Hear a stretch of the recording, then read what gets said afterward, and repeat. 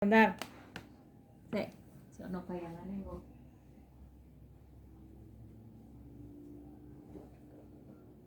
Assalamualaikum warahmatullahi wabarakatuh. Alhamdulillahirrabbilalamin. Wassalatu wassalamu ala ashrafil anbiya wal mursalin wa ala alihi wa ashabi ajmain. Amma ba'du. Puji syukur kita persembahkan kepada Allah Subhanahu wa taala. Alhamdulillah pada kesempatan ini kita bisa bersua. Semoga dan pertemuan kita ini membawa maslahat dan berkah. Pada kesempatan ini akan kami sampaikan tentang siapakah manusia yang cerdas itu. Dalam satu hadis yang disebutkan oleh An Abi Ya'la Shaddad bin Aws radhiyallahu anhu anin Nabi sallallahu alaihi wasallam qala al-kayyisu man dana nafsahu wa amila lima ba'dal maut wal ajizu man ittaba'a nafsahu hawaha wa tamanna Allah. Rawahu Tirmidzi. Orang yang cerdas adalah orang yang senantiasa bisa menahan nafsunya dan beramal untuk persiapan setelah mati. Adapun orang yang kerdil adalah orang yang mengikuti hawa nafsunya dan kemudian hanya banyak mengharap-harap pada Allah. Kemudian ternyata orang yang cerdas adalah orang-orang yang selalu berusaha mempersiapkan amal untuk menghadapi kehidupan setelah mati nanti. Bagaimana sikap kita kalau dari PLN menyatakan bahwa selama sekian hari lampu akan mati? Otomatis kita akan selalu berusaha bagaimana supaya rumah kita, di rumah tangga kita tidak kegelapan. Otomatis kita akan mempersiapkan segala sesuatu agar supaya kita bisa hidup dalam keadaan terang sehingga tidak ada kegelapan di rumah kita.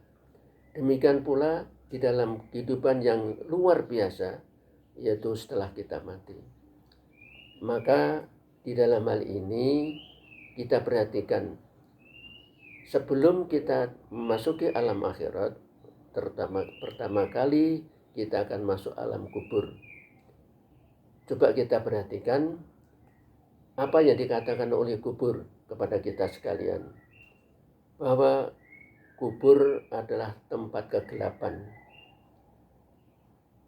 Bagaimana supaya kita nanti dalam alam kubur itu tidak gelap?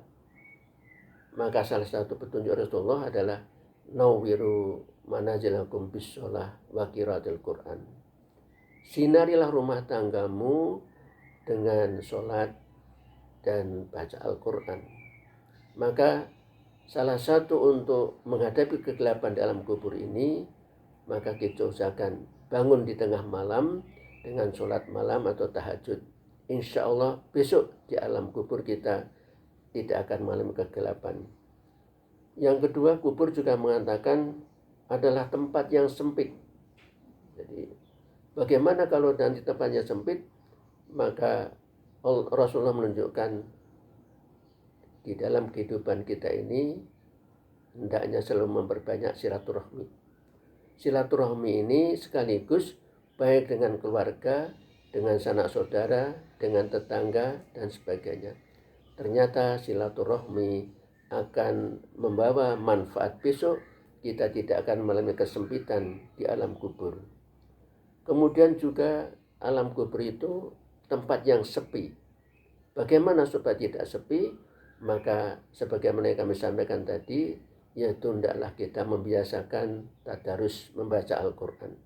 Kita rutinkan, apakah tiap pagi, apakah pada maghrib, usahakan tiap hari ada waktu untuk membaca Al-Quran. Kemudian alam kubur juga tempat yang menjijikkan. Bagaimana untuk bisa mengatasi agar kita tidak menghadapi kondisi yang menjijikkan? Maka kita persiapan hidup ini memperbanyak sedekah, menolong orang lain yang kekurangan, yang menolong orang lain yang perlu kita bantu, maka itu nanti akan memberikan manfaat. Kita tidak akan menemui dalam kondisi yang menjijikkan. Kemudian di alam kubur juga tempat meredam cairan yang panas. Untuk mengatasi itu, maka apa yang kita lakukan dalam kehidupan ini? Salah satunya adalah kita menjalankan puasa. Alhamdulillah di bulan Ramadan ini sekaligus tentunya puasa kita akan menghindari keadaan yang betul-betul ada cairan yang panas besok di alam kubur. Yang tidak kalah pentingnya juga, otomatis di alam kubur akan kedatangan malaikat mungkar dan nakir. Kita akan selamat daripada pertanyaan mungkar dan nakir kalau kita senantiasa membiasakan untuk berzikir dengan kalimat la ilaha illallah. Semua itu ternyata bisa kita lakukan di bulan Ramadan ini. Di samping kita puasa, kita tadarus, kita memperbanyak sedekah, kita otomatis bersilaturahmi, sehingga semoga dengan itu kita semua bisa mempersiapkan diri amal-amal kebaikan untuk menghadapi keadaan hidup setelah mati kita. Semoga di dalam bulan Ramadan ini kita bisa melakukan semuanya itu. Tentunya juga setelah Ramadan semua kita lakukan, karena kita akan menjadi orang-orang yang cerdas. Jadi orang yang cerdas adalah orang yang bisa menahan nafsunya dan sekaligus memberikan amal kebaikan untuk kehidupan setelah matinya nanti. Terima kasih. Semoga kita senantiasa mendapatkan pertolongan untuk melakukan itu semua. Billahi taufiq wal hidayah. Assalamualaikum warahmatullahi wabarakatuh. Berarti 6:49. apa yang penting?